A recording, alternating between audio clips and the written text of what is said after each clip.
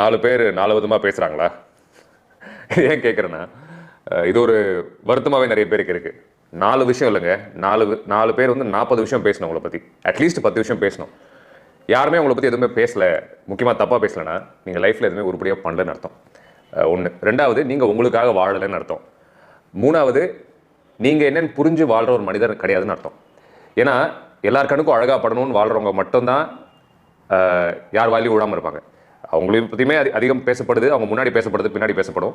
இந்த point is, யாராவது உங்களை பற்றி 4 விஷயம் தப்பாக பேசுகிறாங்கன்னா நீங்கள் ஏதோ சரியாக பண்ணிட்டு இருக்கீங்க உங்கள் வாழ்க்கையிலன்றதை புரிஞ்சுக்கோங்க. முன்னேற்ற பாதையை நோக்கி ஏதோ பண்ணிட்டு இருக்கீங்கன்னு நான் சொல்லுவேன். நல்லது பண்ணுறீங்க, கெட்டது பண்ணி நான் சொல்ல வரல. முன்னேற்ற பாதையை நோக்கி ஏதோ கண்டிப்பாக உருப்படியாக உங்கள் வாழ்க்கையில் பண்ணுறீங்க.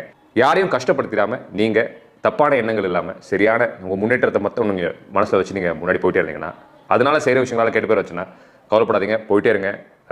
பேசுகிறவங்க பேசுகிறது தான் இருப்பாங்க, நீங்கள் எங்கேயோ போயிடுவீங்க. என்ன நம்புங்க.